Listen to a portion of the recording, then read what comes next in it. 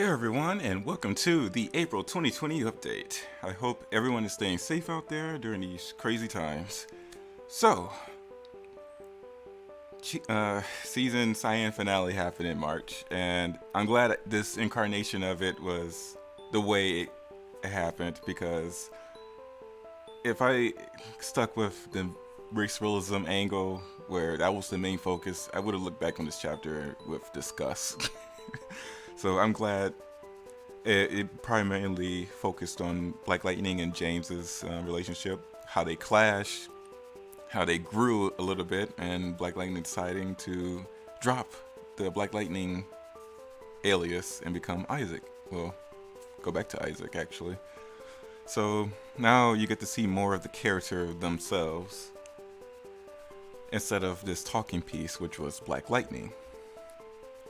And so what I plan on doing is making Binary Rose less niche, because at the moment it is very niche. You have to have a lot of patience and understanding to see where it's going and what it's doing actually. And of course execution could be a lot better, but as it stands it's very niche. Not everyone will appreciate it, or at least like give it a fair shake. So I'm going to make it a little bit more marketable. So if you like how Wingless Butterfly is, so expect some. If you like that, then expect some of that writing to be featured in Binary Rose and make that a lot better. So characters that have more motivation, more depth to their character, yeah, they're gonna grow. So here's what I plan on doing for the next season, which is season Dandelion.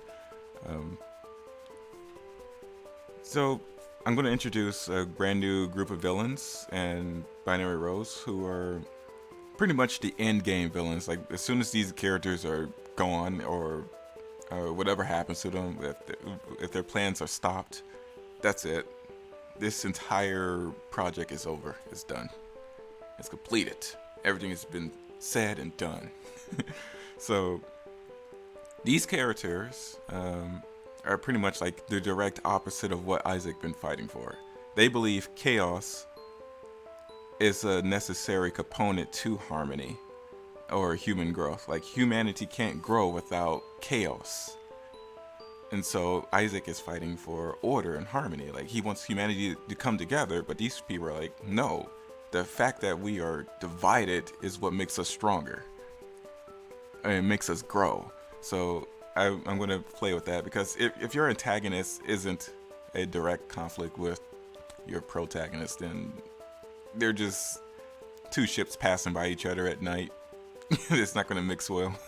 So yeah, I mean, not only are they a perfect foil to Isaac, they're actually tying into the other stories because they want to cause as much chaos as possible.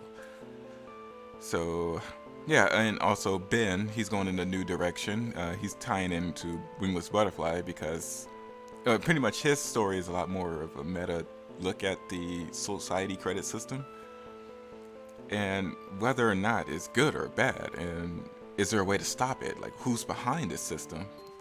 While as Wingless Butterfly characters they're pretty much trying to survive in the system. Like they have no time to really think about this stuff. They're like, hey, this is unfair. We got to improve our circumstance right now. So Ben has the opportunity, along with Frankie, the character that appeared in chapter 7. He had a very small role. He also he actually talks now, and he's gonna work with Ben on this new adventure. And Megan, she's going to Planet Anil to stop the Nazi Pepe and the alt-right.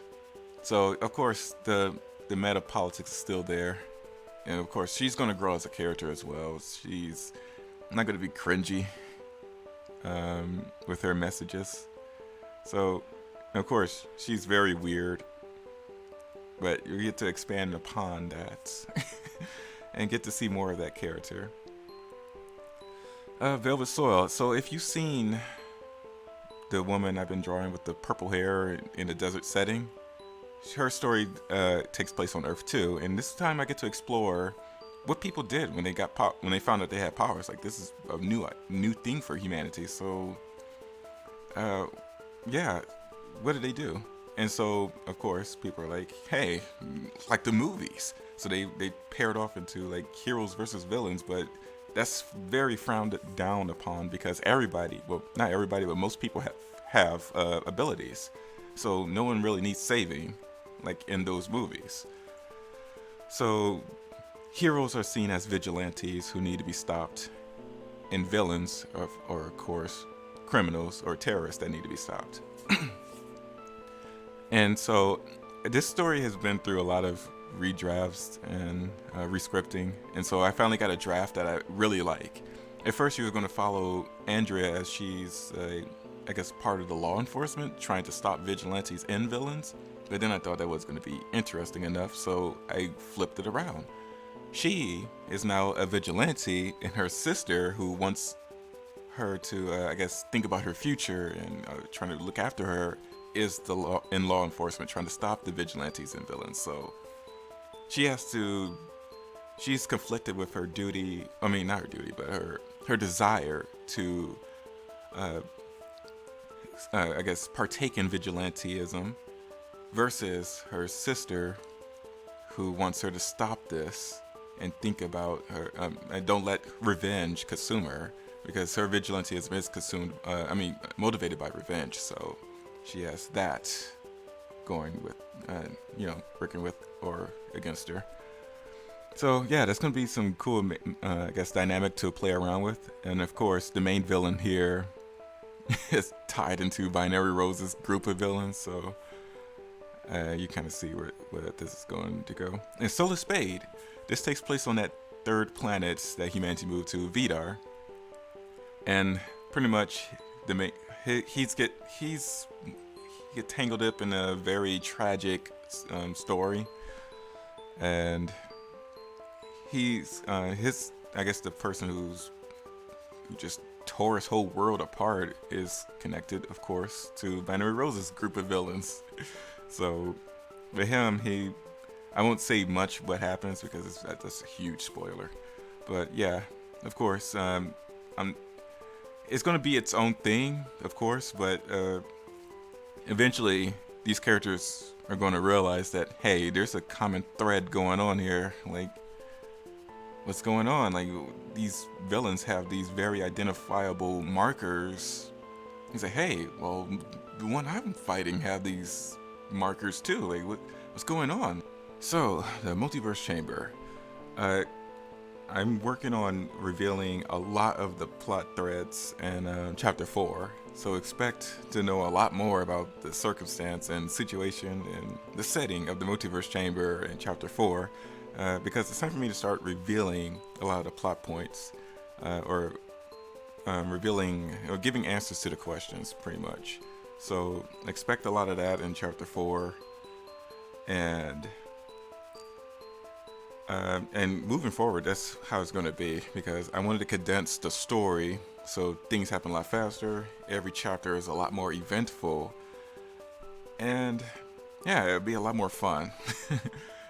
Chapter 3 was like me starting to, I guess, transition the story into a much faster pace.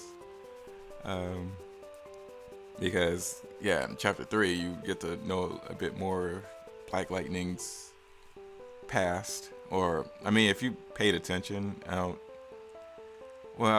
guess I won't say it here, but the info is out there. So if you pay attention to Chapter 3 and listen to what's being said, you'll get that. Huh? Oh wow, okay. But you get it definitely with Chapter 4, especially since if people have seen Chapter 8 of Binary Rose, you get it. So expecting it to happen a lot faster. So I'm also working on Decaying Goddess Part 3. This is where you actually get to see her fight the horror elements on this planet. Finally, all of the setup is over. So it's going to be very brutal and gruesome, and yeah, it's going to feel like you're watching someone go through a typical horror game actually because of that's the kind of vibe I'm getting because he speaks through sign language. Like when she interacts with something, you see the white text at the bottom, almost like Silent Hill and Resident Evil of old. So yeah, expect Decay and Goddess Part 3 to actually get crazy. And so the Binary Rose mini chapters. One of them is following Ezekiel and Abraham. As soon as Ezekiel freed Abraham, what exactly are they doing? How are they picking up the pieces after his defeat? And it's going to be a very, very goofy chapter. If you can see from Abraham's this overall goofy character. And the Pepe arc, of course, that gets sped up a bit. Because I tried to see if I could find ways to extend it in some way, but then I couldn't. So expect a revelation in the Pepe story arc.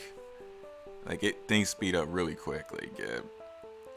Because it's time for me to start to work on ending that thread because it's been going on a little too long.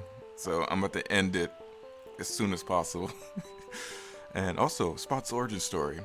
I was going to push that to next season, but I'm bringing it here as a chapter 9. So you get to see his origin story and also finally see what Abraham was all about and why does Spot dislike Abraham and the Christian order. How did he get here? So Spot's story will get revealed in chapter 9. I'm working on that now.